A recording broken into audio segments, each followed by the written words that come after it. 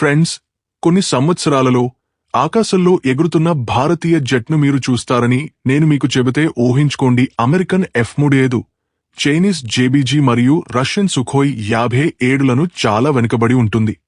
మీరు నమ్ముతారా? ఈ జెట్ మెదడులో సూపర్ కంప్యూటర్ ఆధారిత కృత్రిమ మేధస్సు ఉంటుంది.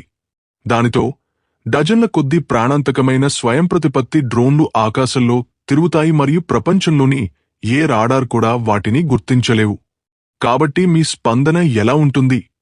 ఈరోజు కొత్త మరియు చాలా ప్రత్యేకమైన సమాచారంలో మేము మీకు ఏమి చెప్పబోతున్నాం మీరు బహుశా మరెక్కడా విని ఉండకపోవచ్చు.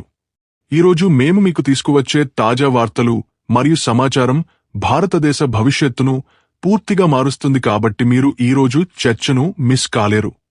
రక్షణ రంగం నుండి ఇటీవలి వార్తలు స్పష్టం చేస్తున్నాయి. ఫ్రాన్స్తో కలిసి భారతదేశం గాలిలో ఆటను మార్చడానికి సిద్ధంగా ఉందని న్యూఢిల్లీలోని రక్షణ మంత్రిత్వ శాఖ కారిడార్ల నుండి నిరంతరం వార్తలు వెలువడుతున్నాయి.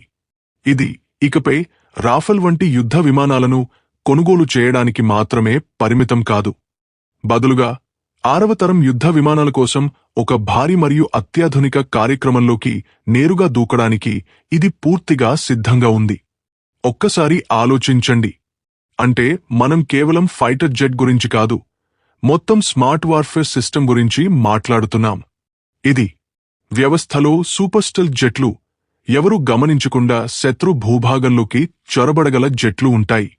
వాటితో పాటు పైలట్ లేని స్వయంప్రతిపత్త డ్రోన్లు ఉంటాయి మరియు ప్రతిదీ చాలా స్మార్ట్ కంప్యూటర్ మెదడు, కృత్రిమ మేధస్సుతో అనుసంధానించబడుతుంది. అందుకే నేడు బీజింగ్లో చాలా ఉద్రిక్తత ఉంది. ఇస్లామాబాద్ పూర్తిగా అంచున ఉంది మరియు వాషింగ్టన్ కూడా భారతదేశం యొక్క ఈ కొత్త మరియు దూకుడు చర్యను నిశితంగా గమనిస్తోంది. వీడియో ప్రారంభంలోనే నేను మీకు చాలా ముఖ్యమైన విషయం చెప్పాలనుకుంటున్నాను. భారతదేశం నిజంగా ప్రపంచ సూపర్ పవర్గా ఎదగాలని మీరు విశ్వసిస్తే, మన దేశ ధైర్యవంతులైన సైనికుల చేతుల్లో ప్రపంచంలోని అత్యంత ప్రాణాంతకమైన మరియు ఆధునిక ఆయుధాలు ఉండాలని మీరు విశ్వసిస్తే, చివరి సెకను వరకు ఈ వీడియోను చూడండి.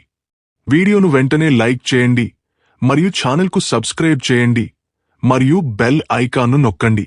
తద్వారా దేశ రక్షణ మరియు బలాన్ని బలోపేతం చేసే ఏదైనా ముఖ్యమైన వార్తలు వచ్చినప్పుడు అది మీ మొబైల్ స్క్రీన్లో మొదటగా వస్తుంది.